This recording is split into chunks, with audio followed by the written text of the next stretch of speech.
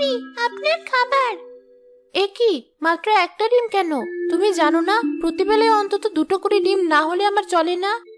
জি রাজকুমারী, হঠাৎ করে খেয়াল করি মাত্র একটা ডিম আছে রান্না করে। আর একটা ডিম যে আনাবো সেই সময়ও ছিল না হাতে। আপনার খাওয়ার সময় হয়ে গেছে ততক্ষণে, তাই। দুটো ডিম ছাড়া এই খাবার আমার মুখ দিয়ে ঢুকবে বলে তোমার মনে হয়? যাও, যেখান থেকেই পারো এখনই আমার জন্য আরেকটা ডিম নিয়ে এসো। হয়েছে রাজকুমারী, দাসকে আর বকতে হবে না। আমি জানতাম তুমি দুটো ডিম ছাড়া খেতে চাইবে না, তাই ডিম শেষ হয়ে গেছে শোনার সাথে সাথে তোমার জন্য ডিম আনার ব্যবস্থা করেছি। এই নাও তোমার ডিম। ধন্যবাদ মা, এখন আর আমার খেতে কোনো অসুবিধা হবে না। কেউ যে ডিমের জন্য এত পাগল হতে পারে জানা ছিল না। অবশেষে আমাদের ইচ্ছা পূরণ হবে। আমরাও এখন মা বাবা হতে পারবো। নিজেদের সন্তানের মুখ দেখতে পাবো অল্প কয়েকদিনের ভিতরেই। এই দিন দেখার জন্য কতকাল যাবত অপেক্ষা করেছিলাম আমি। এমনিতে জাদু পাখিরা প্রায় সব বিলুপ্ত হয়ে যাচ্ছে, তার উপর এতদিন হয়ে যাওয়ার পর তুমিও কোনো ডিম পাচ্ছিলে না। আমি তো আশাই ছেড়ে দিয়েছিলাম। অবশেষে আজ সেই ডিমের দেখা পেলাম। ডিমটা দেখতে কত সুন্দর আর বড়। আমাদের বাচ্চাও নিশ্চয়ই এই ডিমের মতো দেখতে অনেক সুন্দর আর শক্তিশালী হবে। হ্যাঁ, তোমাকে অনেক ধৈর্য ধরে ডিমে তা দিতে হবে এখন থেকে। তুমি থাকো, আমি তোমার জন্য খাবার নিয়ে আসছি। আমিও তোমার সাথে যাব।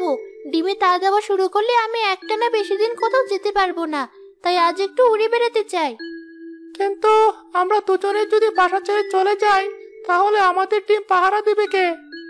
এতদিন ধরে আমরা এই গাছে আছি, কেউ আমাদের কখনো বিরক্ত করতে আসেনি। রাজমহলের ভেতরে এই কাজ, মনে হয় না কোনো সমস্যা হবে। আমরা বেশি দেরি করব না, তাড়াতাড়ি চলে আসবো। ঠিক আছে, তুমি যখন বলছো। দুই পাখি মিলে তাদের ডিমটা রেখে বাইরে চলে গেল। একটু পরে সেই গাছের নিচে রাজকুমারী এসে হাজির হলো। রাজকুমারী, আপনি এখানে? হ্যাঁ, কেন, কি হয়েছে? না মানে, সচরাচর তো আপনি এখানে আসেন না, তাই আর কি। আজ ঘরে একা একা বসে থাকতে ভালো লাগছিল না, তাই ভাবলাম এদিক দিয়ে একটু বেরিয়ে যাই। ওই গাছে কত সুন্দর বড় একটা ফল ধরেছে, ওটা আমাকে পেড়ে দাও তো। দুদিন পর গাছ থেকে সবগুলো ফল একসাথে পাড়া হবে রাজকুমারী, তখন আমি নিজ হাতে ফলটা আপনার ঘরে দিয়ে আসবো। আমি তোমার কাছে দুদিন পরেই ফল খেতে চাইনি, এখনই চেয়েছি।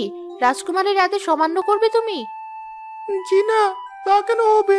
আমি তো এমনি আমাদের নিয়মের কথা বলছিলাম। আপনার জন্য এখনই ফলটা পেরে আনছি আমি।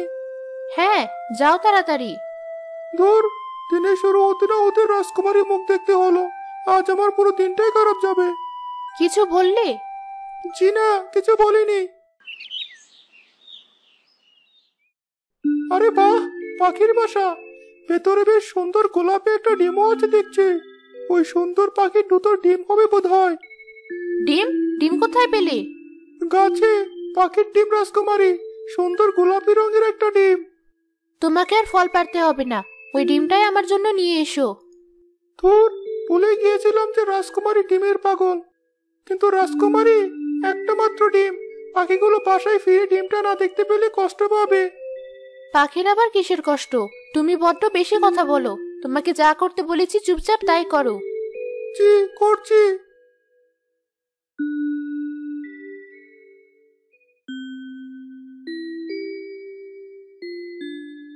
এনেছো ডিমটা? সাবধানে এনেছো তো? ভেঙে যায়নি? না রাজকুমারী, ডিমটা একদম ঠিক আছে, এই নিন। ডিমটা দেখতে কত সুন্দর, খেতেও না জানি কত মজা হবে। দাসী, কোথায় তুমি?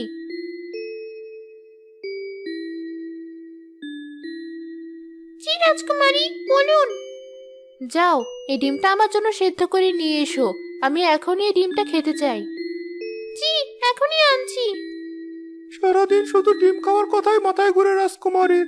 প্রতিদিন এত ডিম খাওয়ার পরও মন ভরে না। কিছু বললে তুমি? না মানে, বলছিলাম ডিম সেদ্ধ করে আনতে তো সময় লাগবে। ততক্ষণ আপনি গাছের কাছে রাখা ওই চেয়ার টেবিলটায় গিয়ে বসুন। ভালো কথা বলেছো, গিয়ে বসি তবে। দাসী ডিমটা সেদ্ধ করে আনার পর রাজকুমারের টেবিলে দিল।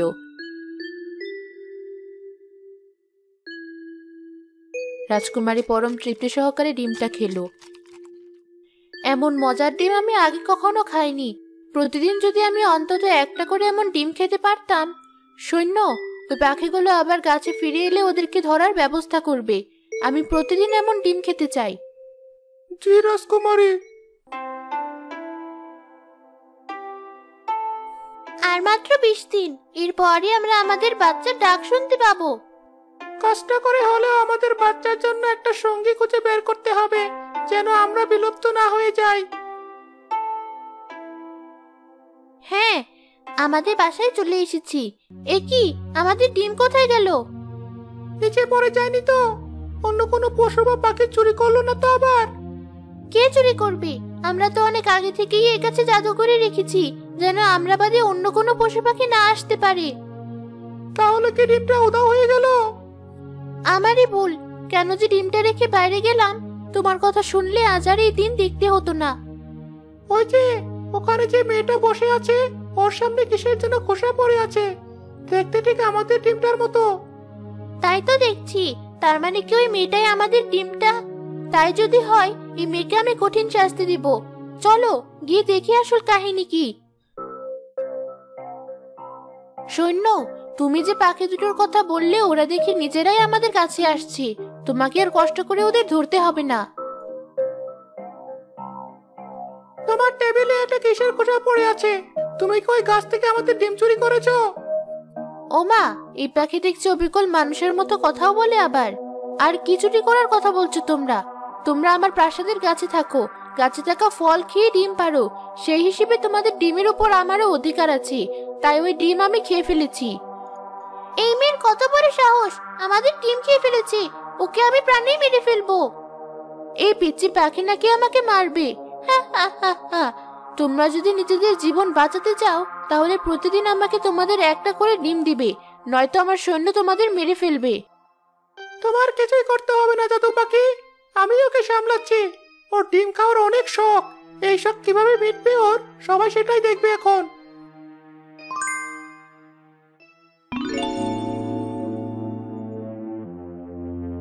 কি হলো? এই পাখি কি করলো আমাদের রাজকুমারীকে? তোরা কে ওদেরকে আটকা। চলো আমরা এখান থেকে চলে যাই তাড়াতাড়ি। হ্যাঁ চলো। কোথায় গেল পাখি দুটো? কোথাও উধাও হয়ে গেল। ওই পাখিগুলোকে বাদ দাও। আমার মুখ এমন হলো কেন? আমার মাথার চুল সব গেল কোথায়? রাজকুমারী, আপনার মাথা দেখতে আস্ত ডিমের মতো হয়ে গেছে।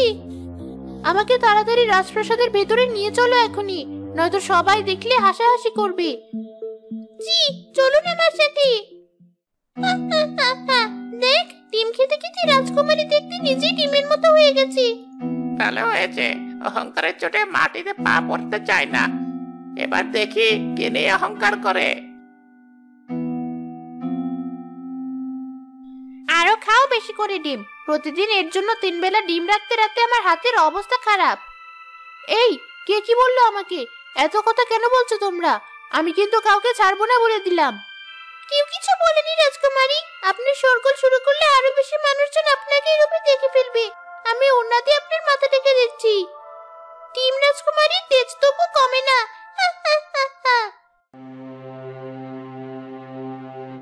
রাজামশাই, মহা বিপদ! রাজকুমারী তার ঘর থেকে বের হতে চাইছে না।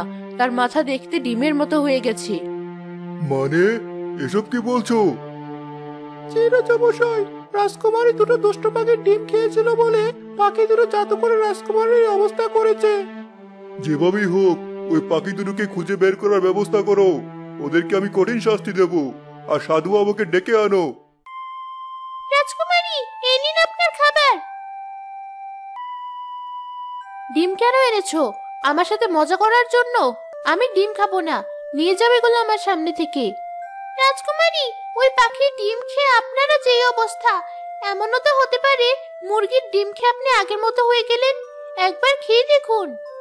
ভালো কথা বলেছো, একটা ডিম খেয়ে দেখি তাহলে।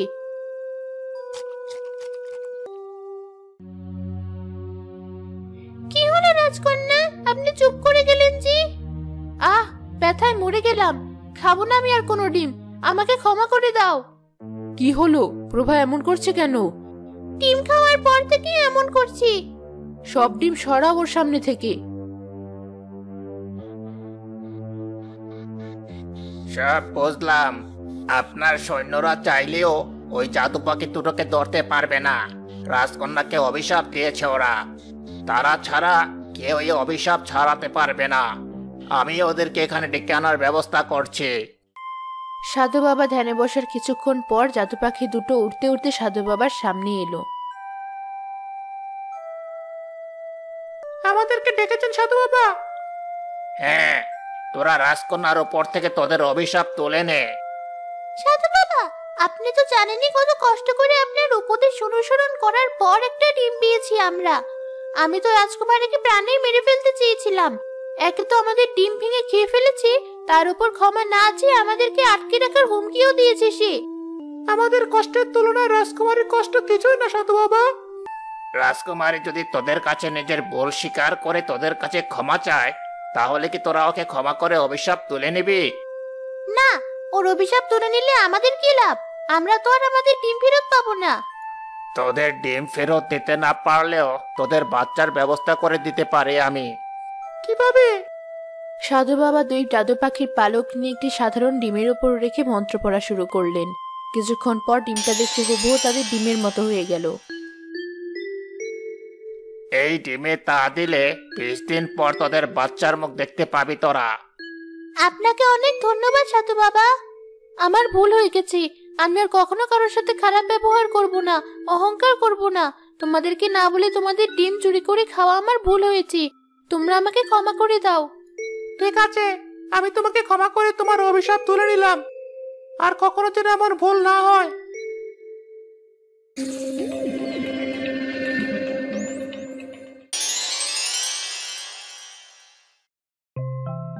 মা দেখো, আমি আবার আগের মতো হয়ে গেছি।